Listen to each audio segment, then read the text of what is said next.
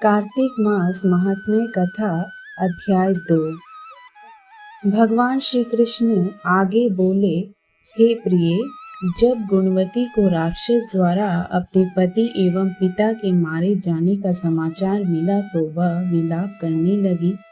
हा नाथ, हा पिता, मुझको त्याग कर तुम कहाँ चले गए? मैं अकेली स्त्री तुम्हारे बिना अब क्या करूं? अब मेरे भोजन वस्त्र आदि की व्यवस्था कौन करेगा? घर में प्रेम पूर्वक मेरा पालन पोषण कौन करेगा? मैं कुछ भी नहीं कर सकती। मुझ विधवा की कौन रक्षा करेगा?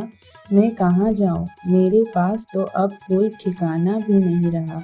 इस प्रकार विलाप करते हुए गुणवती चक्कर खाकर धरती पर गिर पड़ी और बेहोश हो गई।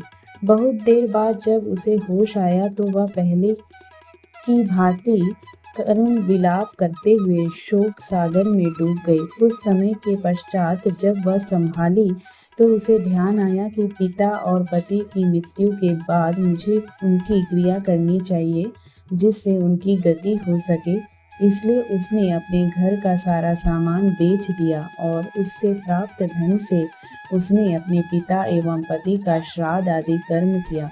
तत्पश्चात वह उसी नगर में रहते हुए 8 प्रहर भगवान विष्णु की भक्ति करने लगी। उसने मृत्यु पर्यंत तक नियम पूर्वक सभी एकादशियों का व्रत और कार्तिक महीने में उपवास एवं व्रत किए। हे प्रिय, एकादशी और कार्तिक व्रत मुझे बहुत ही प्रिय हैं। इनसे मुक्ति, भक्ति, पुत्र तथा संपत्ति प्राप्त होती है। कार्तिक मास में जब तुला राशि पर सूर्य आता है तब ब्रह्म मुहूर्त में उठकर स्नान करने व व्रत व उपवास करने वाले मनुष्य मुझे बहुत ही प्रिय हैं, क्योंकि यदि उन्होंने पाप भी किए हो तो भी स्नान व व्रत के प्रभाव से उन्हें मोक्ष प्राप्त हो जाता है। कार्तिक स्नान, जागरण, दीपदान तथा तुलसी के पौधे की रक्षा करने वाले मनुष्य साक्षात भगवान विष्णु के समान हैं। कार्तिक मास में मंदिर में झाड़ू लगाने वाले, स्वास्तिक बनाने वाले तथा भगवान विष्णु की पूजा करने वाले मनुष्य जन्म मरण के चक्कर से छुटकारा पा जाते हैं। यह सुनकर गुणवती भी प्रतिवर्ष श्रद्धापूर्वक कार्तिक का व्रत और भगवान विष्णु की पूजा करने लगी। हे प्रिय, एक बार उसे ज्वर हो गया और वह बहुत कमजोर भी हो गई थी।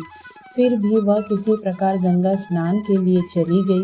गंगा तक तो वह पहुंच गई, परंतु शीत के कारण वह बुरी तरह से कांप रही थी। इस कारण वह शिथिल हो गई। तब मेरे दूत उसे मेरे धाम में ले आए।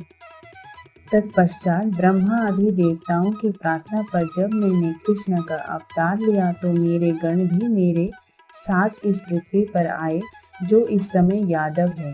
तुम्हारे पिता पूर्व जन्म में देव शर्मा थे, तो इस समय सत्राजित हैं। पूर्व जन्म में चंद्र शर्मा जो तुम्हारा पति था वह डाकू है, और हे देवी, तू ही वह गुणवती है।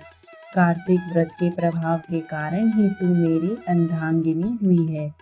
पूर्व जन्म में तुमने मेरे मंदिर के द्वार पर तुलसी का पौधा लगाया था।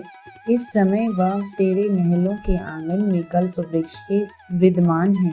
उस जन्म में जो तुमने दीपदान किया था, उसी कारण तुम्हारी देह इतनी सुंदर है और तुम्हारे घर में साक्षात लक्ष्मी का वास है, क्योंकि तुमने पूर्व जन्म में अपने सभी व्रतों का फल पति स्वरूप विष्णु को अर्पित किया था।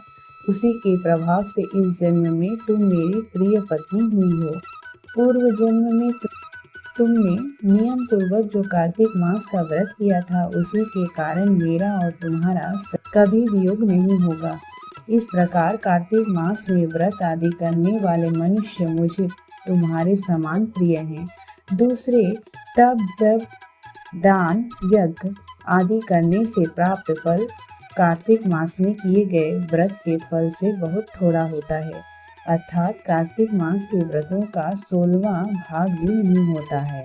इस प्रकार सत्यभामा भगवान श्री कृष्ण के मुख से अपने पूर्व जन्म के पुण्य का प्रभाव सुनकर बहुत ही प्रसन्न हुई। कार्तिक मास अध्याय 2 इति। ओम नमो भगवते वासुदेवाय नमः।